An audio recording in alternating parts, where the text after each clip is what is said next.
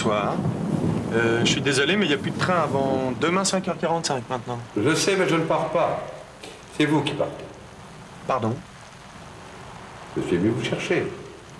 Vous êtes venu me chercher. Et où est-ce que vous comptez m'emmener comme ça? Au ciel. Au ciel? Vous êtes qui au juste? Je suis Saint-Pierre. Ça ne se voit pas. Attendez. Attendez! Non mais qu'est-ce que vous faites là? Allons, ne faites pas l'enfant.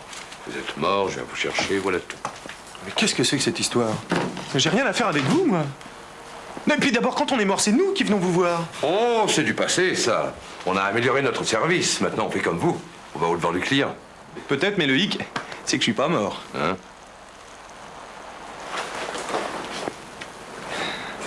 Voyons cela.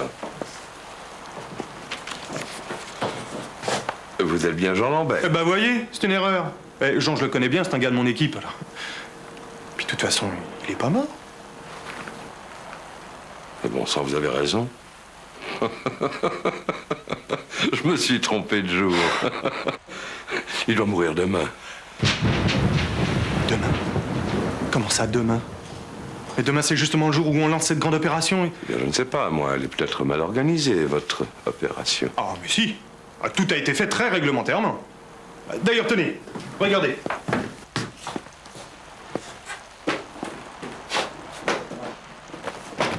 Regardez. J'ai tout pensé. Dans les moindres détails.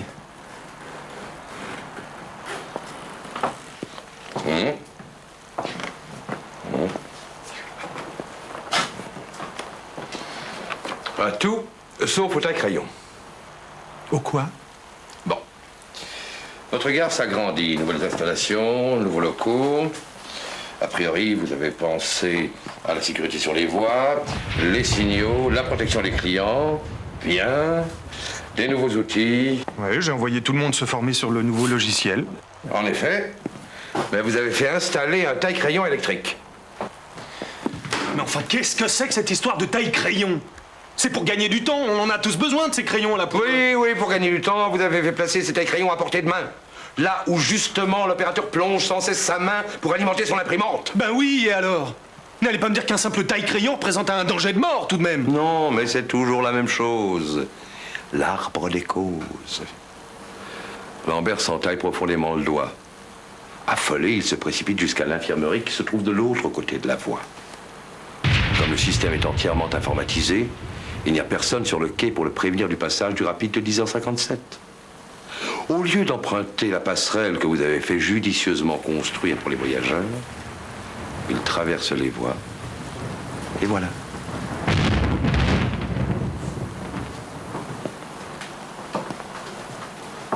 Oh non mais... Vous pouvez pas me mettre ça sur le dos, hein. Vous êtes le responsable de l'opération, oui ou non? Oui. Oui, mais...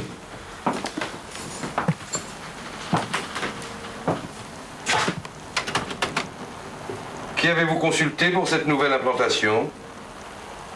Personne. J'ai moi-même étudié la question. Enfin, je suis qualifié pour. Vous vous prenez pour Dieu le Père ou quoi? Vous auriez dû vous faire conseiller. C'est un prestataire qui a fait l'installation. Comme vous le lui aviez demandé. Vous auriez dû le consulter avant l'opération. Vous vous appuyez sur ses compétences. L'écoutez.